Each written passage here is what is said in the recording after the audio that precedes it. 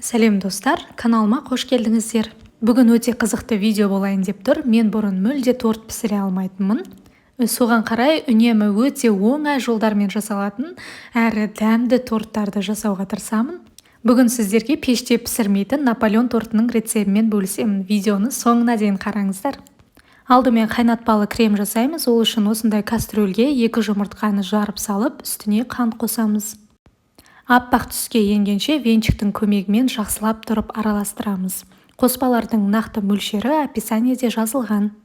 Аппақ түске енуі маңызды, өйткені кремнің жақсы шығуы осы араластырғанға байланысты. Үстіне ванилин қосып, оны да жақсылап тұрып араластырамыз. 4 қасық ұн қосамыз, оны да 2 қасықтан бөліп қосып араластырып отырамыз.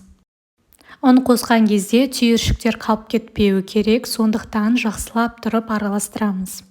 Бізге ешқандай миксердің қажеті жоқ, венчиктің өзі жетеді. Тек венчик металл болғаны жақсы.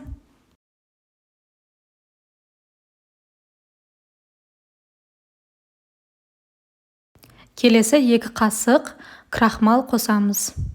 Мен жүгері крахмалын қостым, картоп крахмалын қоссаңыздар да болады. Енді осыны жақсылап тұрып араластырамыз. Келесі сүт қосамыз. Сүтті де аз-аздан қосып отырып, видеода көрсетілгенде араластырамыз. Міндетті түрде сүтті аз-аздан қосып отырып араластыру қажет. Сонда кремдеріңіз өте керемет болып шығады.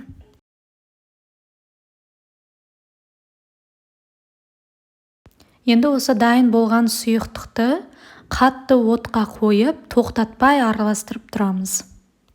1 секундта тоқтатпай араластырып тұрамыз. Әйтпесе, түбіне күйіп кетуі мүмкін. Мінекей қараңыздар, осындай қоюлықта болғанша қатты отта араластырамыз. Осындай қоюлық болғаннан кейін астын жайлетеміз. Жай отта біраз араластырамыз.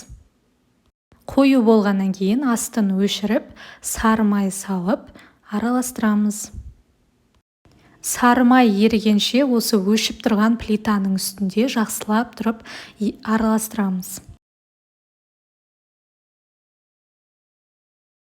Нәтижесінде бізде осындай қоюлықта крем шықты. Өте керемет, дәмі де, тәттілігі де барлығы нормаға сай болып шықты. Кремді басқа ыдысқа саламыз. Бөлме температурасында суығанша қалдырамыз. Наполеон тортының коржын жасау үшін бізге қатпарлы печенье қажет. Кез келген түрін алсаңыздар болады, бірақ дәл осы түрімен жасасаңыздар өте керемет шығады. Печеньедегі мак тортқа ерекше дәм береді және кескен кезде өте әдемі болып тұрады. Видеода көрсетілгендей печеньелерді формаға орналастырамыз, үстіне суыған кремді салып, бір келкі етіп жағып шығамыз. Үстіне 2-ші қабат тағы да печеньелерді орналастырып шығамыз. Тағы да бір тегіс етіп крем жағып шығамыз. Келесі 3-ші қатарымызды дәл осылай жасап шығамыз. Қалған кремді торттың шеттеріне жағып шығамыз. Және де қалған печеньелерді осындай қапшыққа салып, аузын жауып, оқтаудың көмегімен барлығын езіп шығамыз. Ол бізге торттың үстіне себу үшін қажет. Барлығын әсемдеп, торттың үстіне және де шеттеріне бір тегіс етіп сеуіп шығамыз. Торттың кремі жақсы сіңу үшін 5-6 сағатқа тоңазытқышқа қойып қоямыз. Бірақ мен сіздерге кеңес беремін, бір күнге қойсаңыздар, кремі жақсы сіңіп, торт өте дәмді болып шығады. Міне біздің Наполеон торт дайын. Керемет дәмді сезіну үшін сіздер міндетті түрде жасап көрулеріңіз қажет. Маған бір жасағаннан өте қатты ұнады, енді үнемі жасап тұратын боламын. Видео ұнаса лайк басып, пікірлеріңізді қалдыруды ұмытпаңыздар.